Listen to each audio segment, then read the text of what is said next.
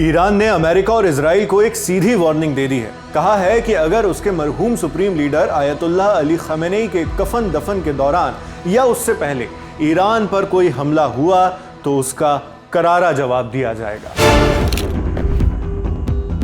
International news agency Reuters की report के मुताबिक ईरान की सेना के खत्मल अंबिया सेंट्रल हेडक्वार्टर से यह चेतावनी आई है। हेडक्वार्टर के कमांडर अली अब्दुल्लाही ने यूएस और इजराइल दोनों को चेतावनी दी है। कहा है, हम ईरान के दुश्मनों, खास तौर पर अमेरिका और ज़ायोनिस्ट रजीम यानी इजराइल को वार्न करते हैं कि वो किसी भी तरह की गलत फहमी में ना रहे। हमारी फौज हमारे मुल्क के खिलाफ होने वाले किसी भी हमले या खतरे का बेहद सख्त जवाब देगी।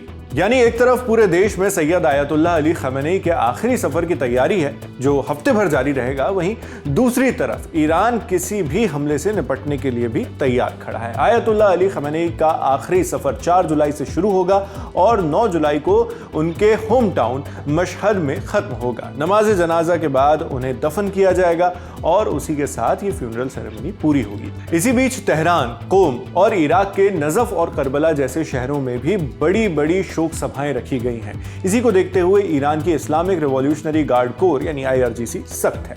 आईआरजीसी सेंट्रल हेडक्वार्टर की चेतावनी से ठीक एक दिन पहले ईरान के विदेश मंत्री अब्बास अरागची ने भी लगभग ऐसी ही वार्निंग दी थी। उनका कहना था कि अगर ईरान की जनता या लीडरशिप को दोबारा निशाना बनाया गया तो तुरंत और पूरी ताकत के साथ जवाब दिया जाएगा। उनका यह बयान ऐसे वक्त पर आया जब इजराइल के रक्षा मंत्री इजराइल काट्ज ने मौजूदा सुप्रीम लीडर मुस्तफा खमेनेई के खिलाफ बेहद आक्रामक कमेंट किए थे।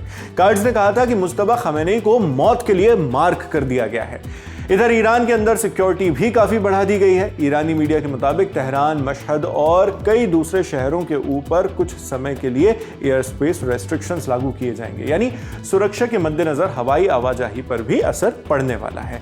रॉयटर्स की एक रिपोर्ट बताती है कि ईरानी सरकार इस फ्यूनरल सेरेमनी को महज एक मजहबी सफर ही नहीं बल्कि अपना सियासी दम दिखाने का भी मौका मान रही है। सरकार की कोशिश है कि लाखों लोग सड़कों पर उतरें ताकि दुनिया को यह मैसेज दिया जा सके कि इस्लामिक रिपब्लिक ऑफ ईरान अब भी मजबूती से खड़ा है। कोम में नमाज जुमा के इमाम आयतुल्लाह मोहम्मद सैयदी ने भी लोगों से बड़ी तादाद में शामिल होने की अपील की।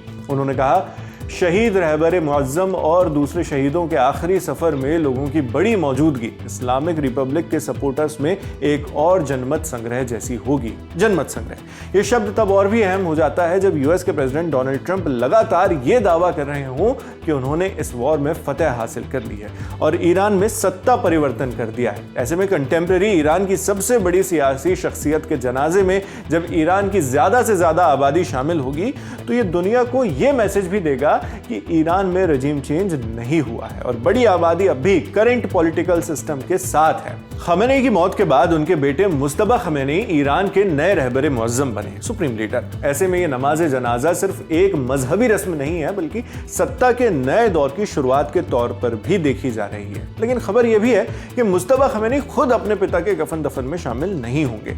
सिक्योरिटी कंसर्न्स की वजह से ऐसा किया जा रहा है। सो जहां सुप्रीम लीडर अपने पिता के इस फ्यूनरल में नहीं होंगे, वहां ईरानी आवाम के लिए सरकार की तैयारी पूरी है। होटल्स में डिस्काउंट दिए जा रहे हैं, स्कूल, मस्जिदें और स्पोर्ट्स हॉल जो हैं उनको बाहर से आने वाले लोगों के ठहरने के लिए तैयार किया जा रहा है। बस और रेल सर्विसेज को भी फ्यूनरल प्रोसेशंस के हिसाब से बदला जा रहा है।